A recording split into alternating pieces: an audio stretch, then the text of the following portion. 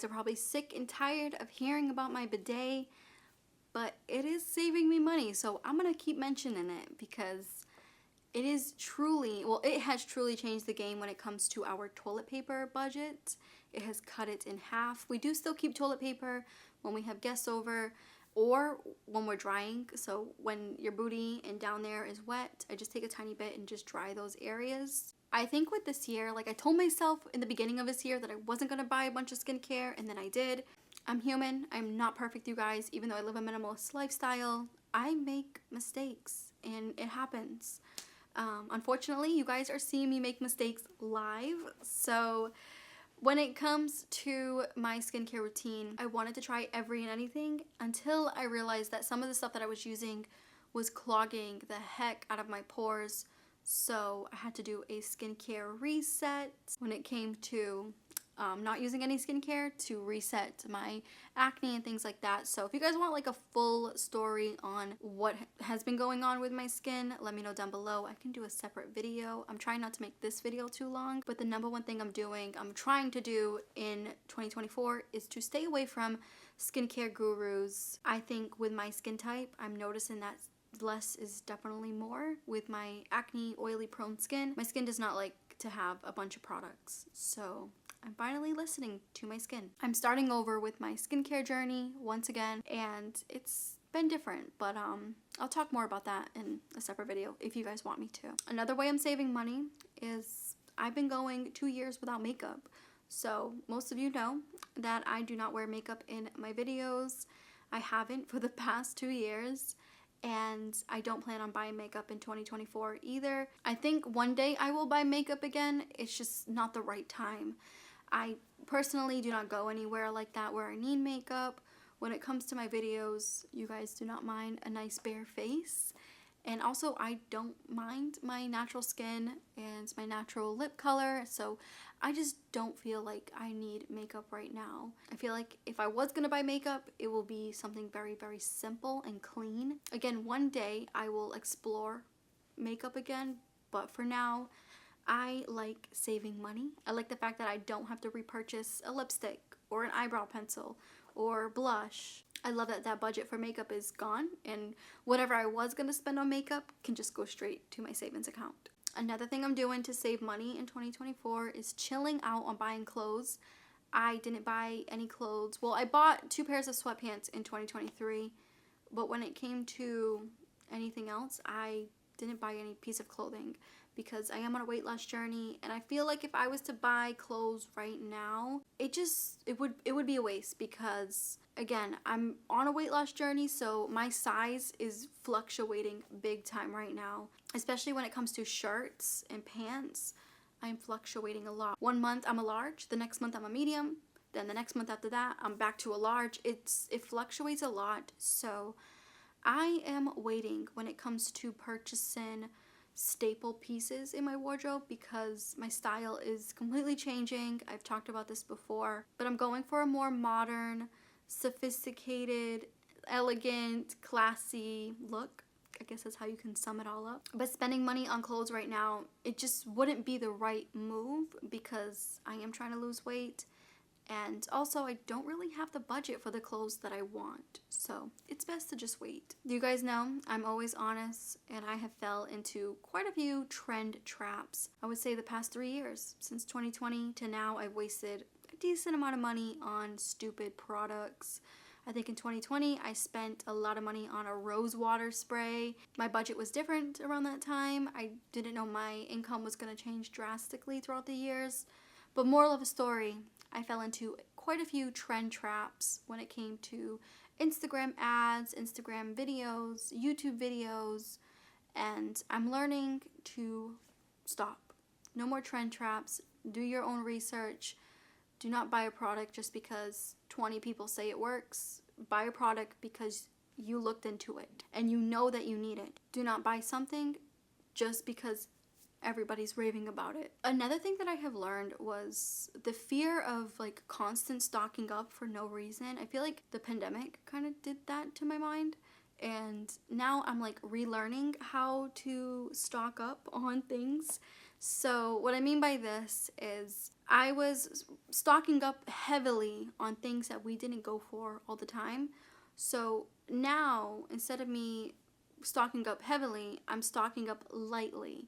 And what I mean by lightly is shampoo and conditioner. I only keep one backup of each in our little basket. Same thing with toothpaste, one backup. So I'm only keeping like the things that we use constantly. I'm only keeping one backup. I'm not doing like 10 to 20 backups like I used to do, because I used to have like this fear of running out and making sure that everything was restocked right away just in case there's like another pandemic. And I need to get out of that like scared mentality when it comes to products, because products do go bad, and also you change your mind about products. So, when it comes to toothpaste, maybe you don't want to use that toothpaste anymore, but now you're stuck with it because you own like 20 freaking backup bottles of it. And the same thing goes for shampoo and conditioner.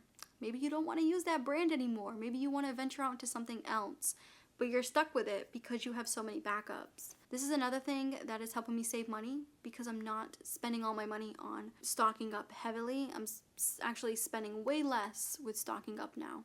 Now, with this little saving money situation, this came out of nowhere, and that is Milo's eating schedule.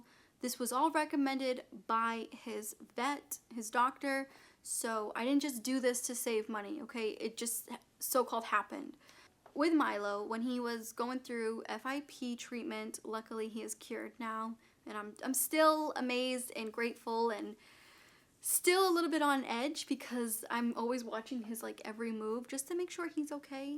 It's kind of hard to think like, all right, he's cured. Anyways, not to go on a rant, but he gained about 5 pounds, so he was pushing almost 15 pounds as an adult cat, which is pretty heavy for his little size. So his doctor wanted him to go on a little bit of a diet. We did it gradually. We didn't just cut his food like that.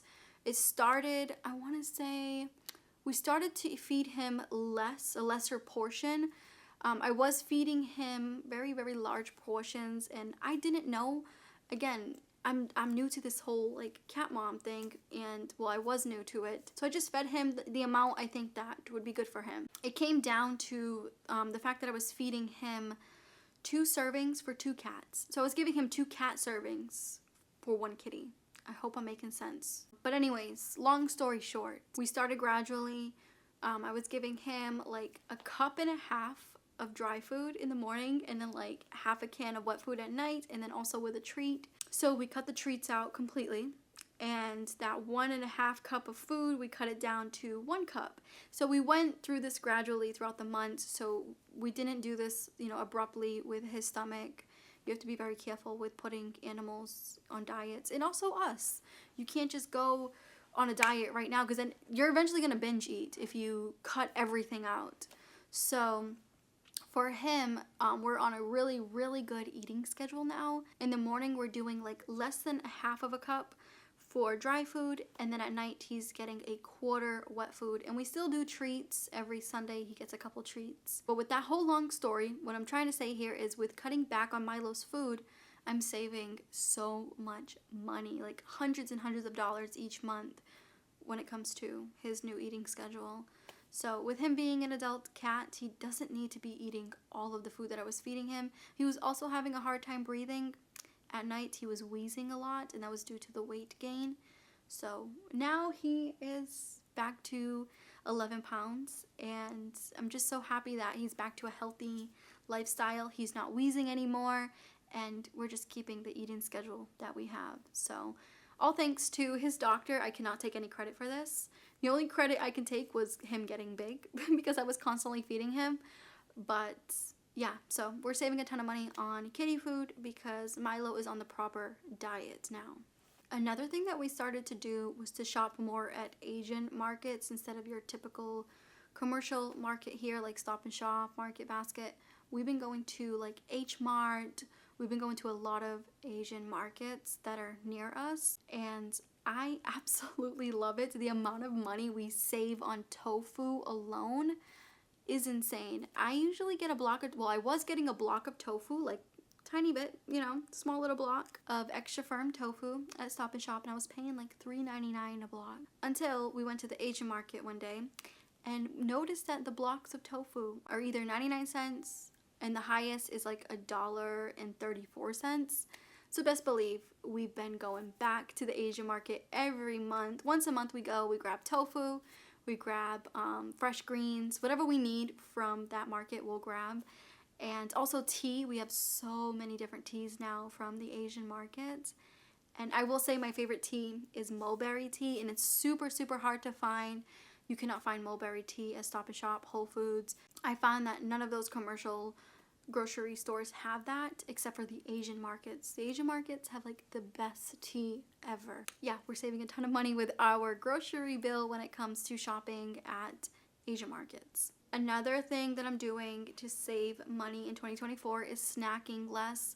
I would say ever since I started to work out more and eat healthier, like eat home cooked meals and not processed food, my snacking has decreased significantly. So if I'm hungry and I want a snack, I've been snacking on grapes, I've been snacking on blueberries, I've been snacking on some dates. I mean, not a lot of dates. I know dates are heavy in sugar. I usually will have like the serving size of dates, maybe put a little bit of almond butter, a little bit of hemp seeds, and that's like a perfect little snack. And that's if I have like a sugar craving, I will grab some dates. But if I just want a tiny little afternoon snack, I go for fruit. Just like I said before, I want to mention this again because it's very, very important, and that is cutting back on processed food. Processed food is pricey. I've been learning how to make everything at home. I've learned how to make my own vegan taco meat with lentils and walnuts. If I don't want lentils, I can switch the lentils out with some fresh mushrooms and walnuts. Absolutely delicious. When it comes to the bread, like the actual flat bread for the tacos, I found a recipe to make that as well. I'm telling you guys, the online world is amazing when it comes to finding simple recipes. So sticking with the basics when it comes to food and not purchasing processed food has helped our budget so much. I mean, don't get me wrong, our grocery bill is still pricey because we do buy fresh produce, but the processed vegan, the vegan meatless meat, it was extremely, extremely expensive. So 2 little Beyond Meat patties, it was like $7.99. Insane. And then you just get 2 burgers out of that. I mean, you could split them in half, but then there'll be sliders, and then you'll be hungry later because you're not eating the serving size amount. It's not even just to do with the price tag, it's also to do with your health. Us humans are not meant to eat processed food every day. And I was so against, like, no, that's not true. I eat processed food every day and I feel fine. I was lying to myself. I mean, yes, we're all on a budget, but processed food is just not it. And once in a while, it's fine. I'm not perfect. I'll have some meatless meat here and there, but not like I used to. I used to buy the vegan hot dogs, the vegan chicken, the vegan burgers, the vegan loaves. Like, I used to buy that constantly. And what I've noticed the most when it came to like stopping the whole processed food and switching over to a more whole food plant-based diet is my overall like face shape. I feel like with having all of that processed food, it has a ton of sodium.